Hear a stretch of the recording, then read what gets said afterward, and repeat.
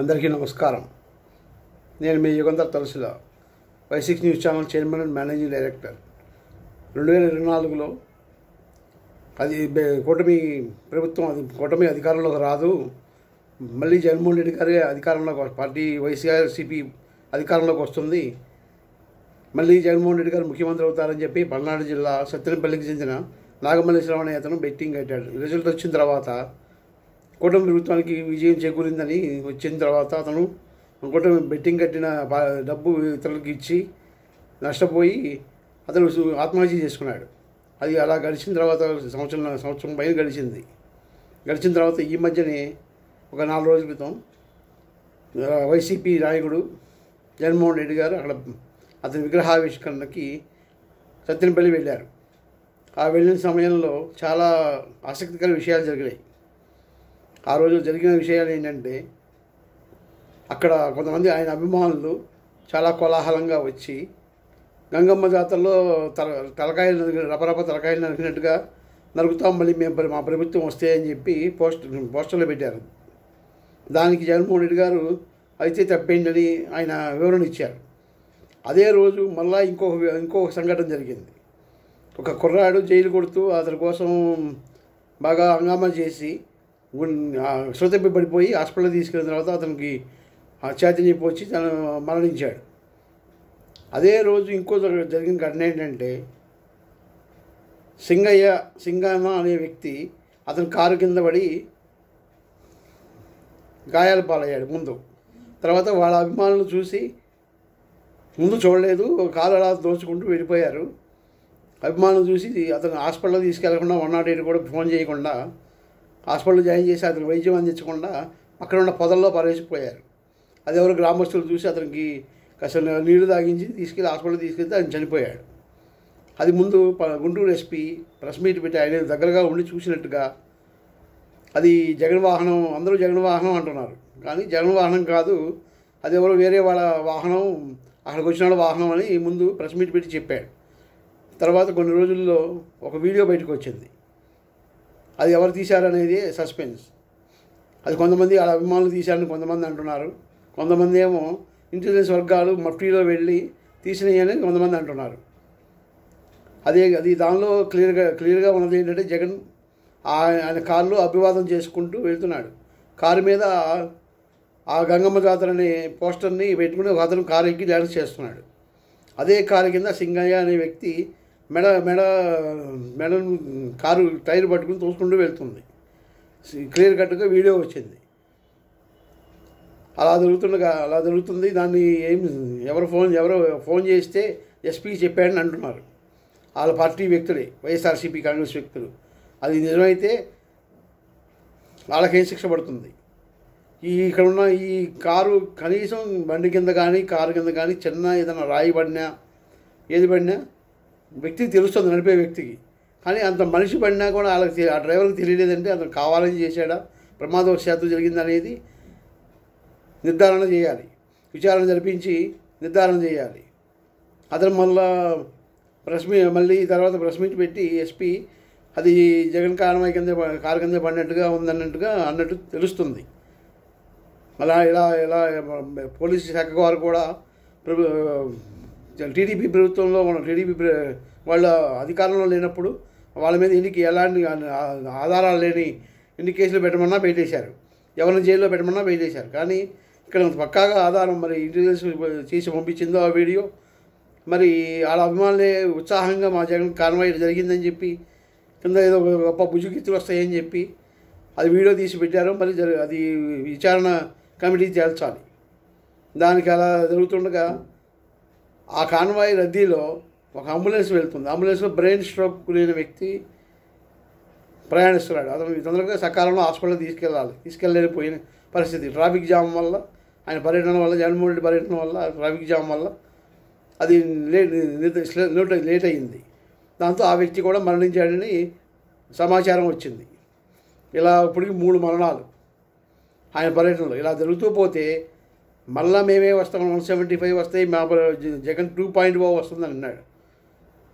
ఇలా చేస్తే ఇలా చేసుకుంటూ పోతే బయటకు వచ్చిన వల్ల కొంతమంది అంటున్నారు, కొన్ని ఊళ్ళల్లో ఆయన బయటకు వస్తున్నారంటే ఎవరి ప్రాణానికి ముప్పు వస్తుందని భయపడుతున్నారు అని తెలియవస్తున్నాయి వార్తలు.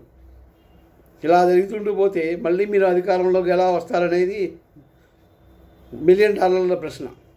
దానికి సమాధానం ఎవరు చెబుతారు? జగన్మోహన్ రెడ్డి గారు చెబుతారా? ఆంధ్రప్రదేశ్ ప్రజలు చెబుతారా? కూటమి ప్రభుత్వం చెబుతుందా? దానికి అలా చేసుకుంటూ పోతే మళ్ళీ మీకు వచ్చే ఛాన్స్ అయితే విశ్లేషణ ప్రకారం అయితే ఎక్కడా కన్సూమర్లో కనబడట్లేదు.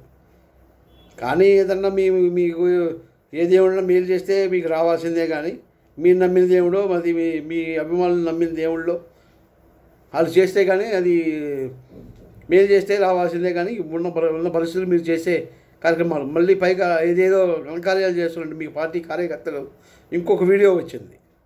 దానిలో నిజంగానే గంగమ్మ జాతరలో కత్తులతో విన్యాసాలు చేస్తున్నట్టుగా ఎగురుకుంటూ విన్యాసాలు చేస్తూ వీడియో ఒకటి వచ్చింది.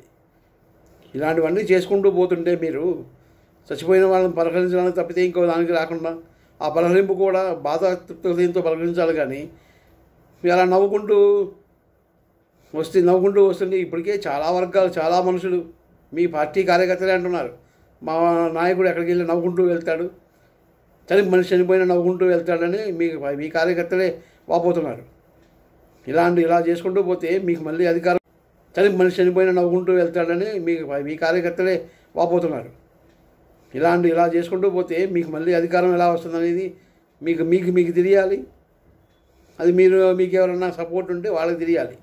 వెనక తెర వెనక సపోర్ట్లు ఉంటే ఇలా అయితే మీకు ఇక మీ రాజకీయ జీవితం మీకు శిక్షలు పడినాయి అనుకోండి. ఇదన్నీ రుజువయ్యి మీ పాత కేసులు కానీ కొత్త కేసులు కానీ అన్నీ రుజువయ్యి ఇక మీకు రాజకీయాల్లో పోటీ చేసే అర్హత కూడా ఉండదు. అర్హత కూడా కోల్పోతారు. ఇక జీవితం రాజకీయంగా శూన్యం. ఇక మీ రాజకీయ జీవితం మీకు ఏమీ ఉండదు. అది గమనించి ఇక పర్యటన చేసి మీకు మాట్లాడితే మంచిది. ఇప్పుడు విచారణ కమిటీ ఏం తేలుస్తుందో చూడాలి. విచారణ కమిటీని బట్టి ప్రజల తీర్పులు ఎలా ఉంటాయో రానున్న రోజుల్లో మనకు దగ్గరలో స్థానిక సంస్థల ఎన్నికలు ఉన్నాయి. జిల్లా పరిషత్తులు, ఎంపీటీసీలు అన్నీ చాలా రకాల మధ్యలో ఖాళీలు అవుతున్న ఎమ్మెల్సీ, శాసనమండలి ఎన్నికలు వస్తాయి.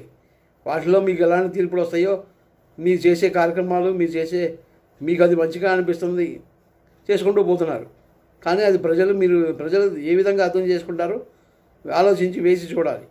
కానీ మీరు అట్లా చేసుకుంటూ పోయినంతకాలం మీకు ఏదో ఒకసారి అవకాశం ఇచ్చారు, మీరు వాళ్ళని చాలా హింసలు పెట్టారని వాళ్ళే మళ్ళీ మిమ్మల్ని దించి కూటమి ప్రభుత్వాలు అధికారం ఇచ్చారు. ఎవరన్నా మీకు అనుకూలంగా చెబితే మీ వాళ్ళు, కూటమి ప్రభుత్వానికి వ్యతిరేకంగా చెబితే మీ వాళ్ళు కాదు. ఓట్లు మీకు అనుకూలంగా వేస్తే అది మీ వాళ్ళు, కూటమికి వేరే వాళ్ళకి ఓటు వేస్తే వాళ్ళు మీ ఓటర్లు కాదు. ఇలా మాట్లాడుకుంటూ పోతే వాళ్ళకి జనానికి ఇదివరకులాగా సమాచార వ్యవస్థలు లేని రోజుల్లో నూతిలో కప్పల్లాగా బావిలో జీవితంలో బతికారు. కానీ వాళ్ళ ఆ పరిస్థితులు లేవు. మీడియాలు, సోషల్ మీడియాలు, రకరకాల ఎలక్ట్రానిక్ మీడియాలు, డిజిటల్ మీడియాలు చాలా రకంగా బయటకు వచ్చినాయి. ఏ విషయం ఇట్లా జరిగిన వెంటనే అట్లా జనాల్లోకి వెళ్ళిపోతుంది. అది గమనించండి. మీరు నడుపుతున్నారు ఒక ఛానల్, వార్తా ఛానల్ నడుపుతున్నారు, ఒక వార్తాపత్రిక నడుపుతున్నారు.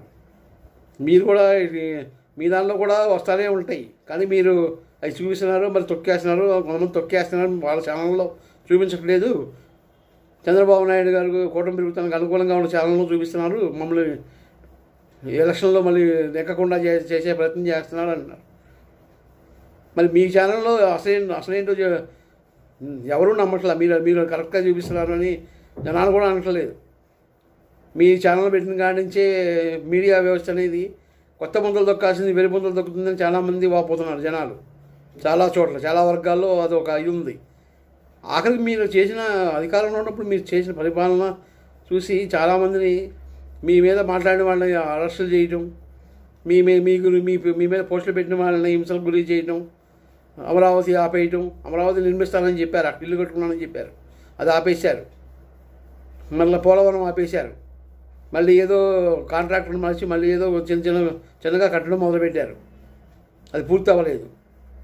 కానీ అలా చేసుకుంటూ పోతే మీకు మళ్ళా ఎన్నికల్లో మీకు విజయం సాధిస్తారని ఎలా ఆశిస్తున్నారు?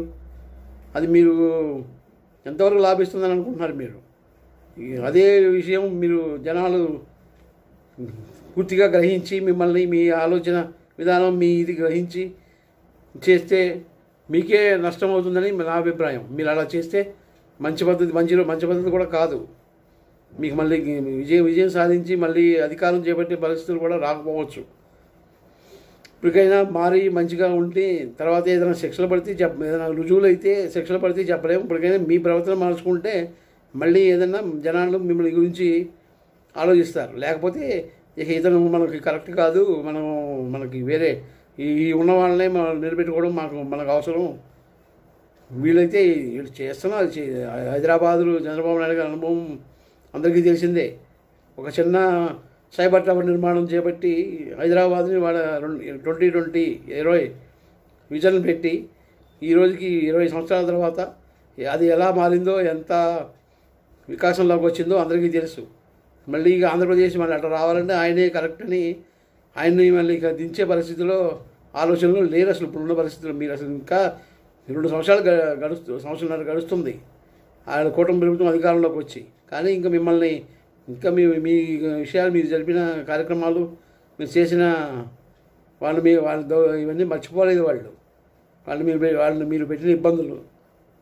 ఇంకా ఇట్లాగే చేసుకుంటూ పోతే మీకు రాజకీయ భవిష్యత్తులో శూన్యమైపోతుంది. అది గుర్తిరిగి ప్రవర్తించండి. నమస్కారం.